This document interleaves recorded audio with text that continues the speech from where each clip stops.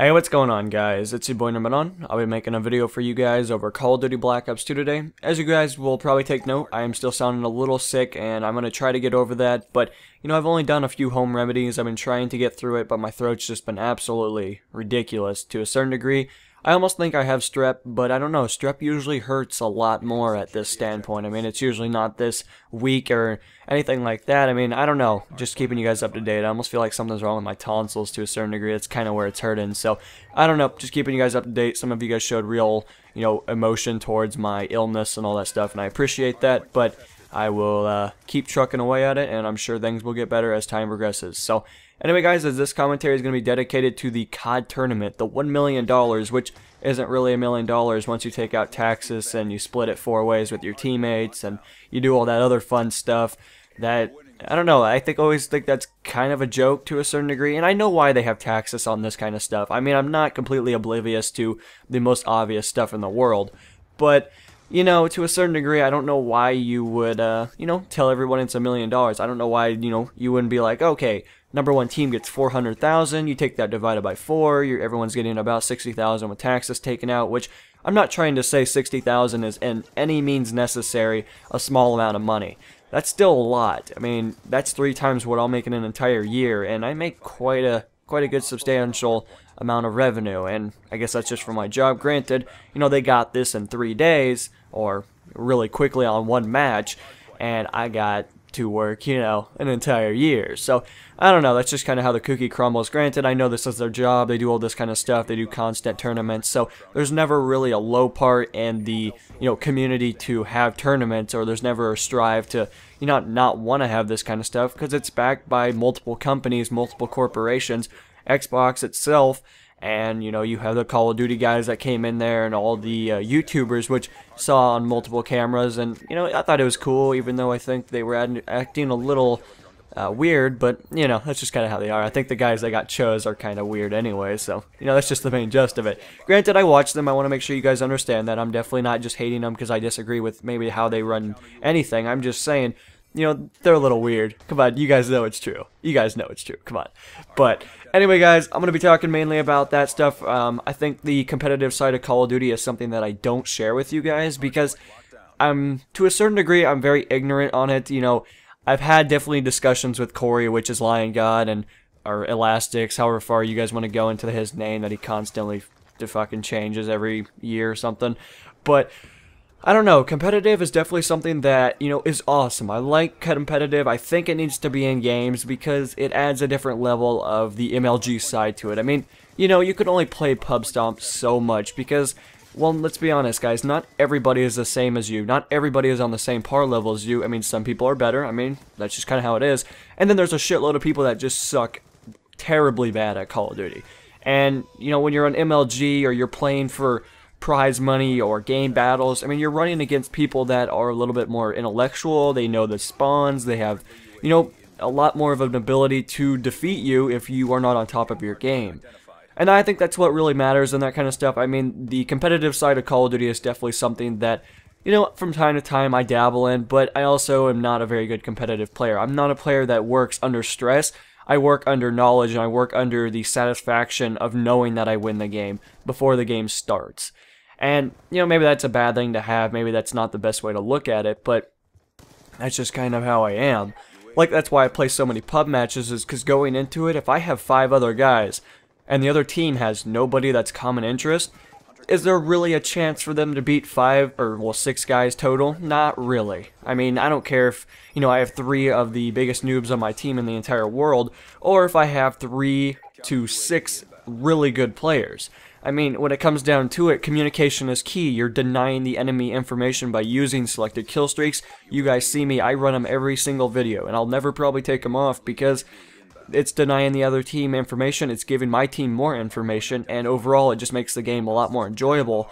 But at the same expense, that's something that I was surprised that the competitive guys didn't use. You guys will have to forgive me because I don't know a whole lot about the competitive side. I don't know what was banned. I almost thought the Cap 40s were banned until I saw these guys running around with them. I was like, what the fuck is this?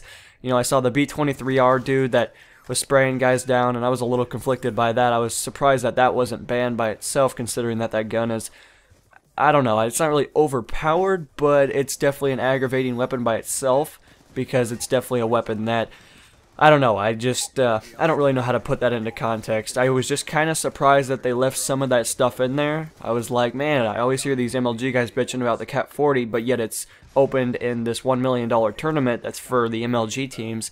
And then the B23R, any pub guy will bitch about that. I mean, that's just straight up. I'll bitch about it as well, but I don't know if it's overpowered or not.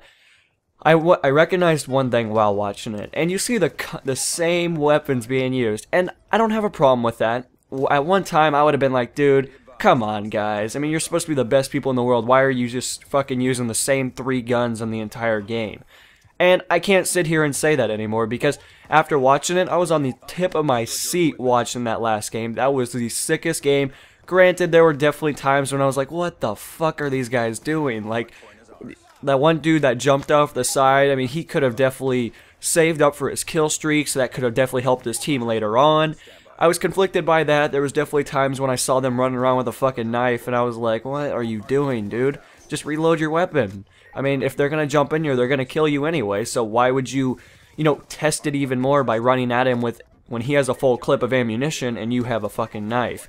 I don't know, guys. I mean, again, I'm not trying to say that I'm better in any means necessary. These guys are the top teams in the world. They are extremely talented and they know so much information about COD. I know the basic stuff. On their level, I couldn't even compete with these guys. If I played them, I would get my ass raped, okay? I'm a very consistent player.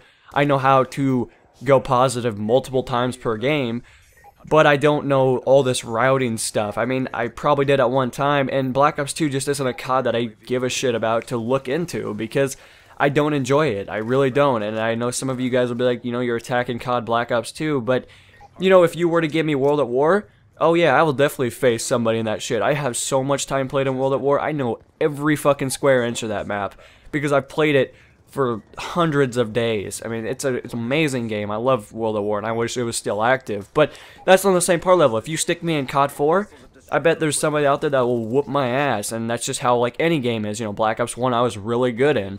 I had phenomenal stats, and again, maybe you don't agree with stats don't matter. I think they mean quite a bit, because they're a consistency scale. They're a way to gauge your playstyle and your ability to do consistently, or just something of the assortment. But how does this relate to the competitive side? Well, at one time, I really thought competitive was kind of lame.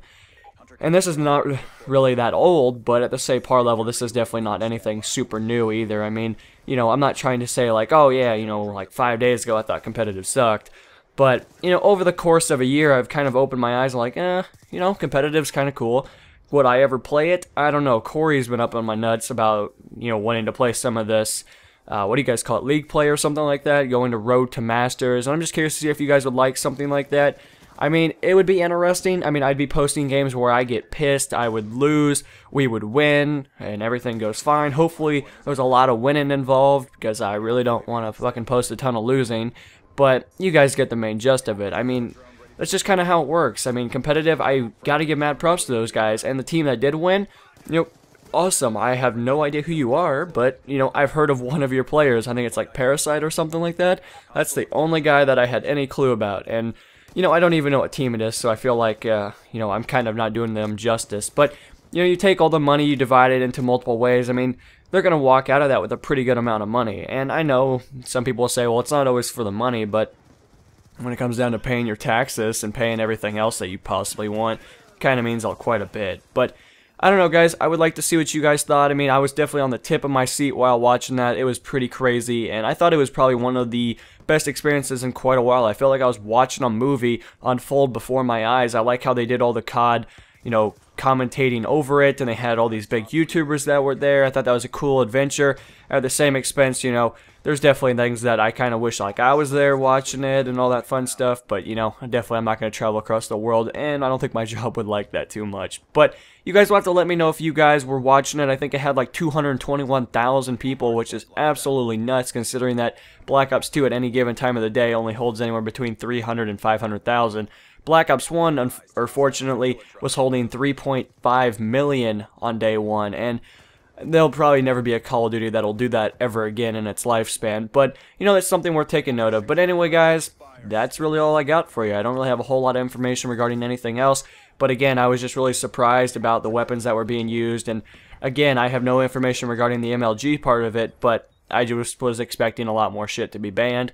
And that's all I got for you guys. So, till then, guys, I'll see you guys in the next installment. Don't forget to leave a like rating because it helps me tremendously. And until then, guys, I'll see you in the next installment. This is NML, and I'll be signing out. Peace.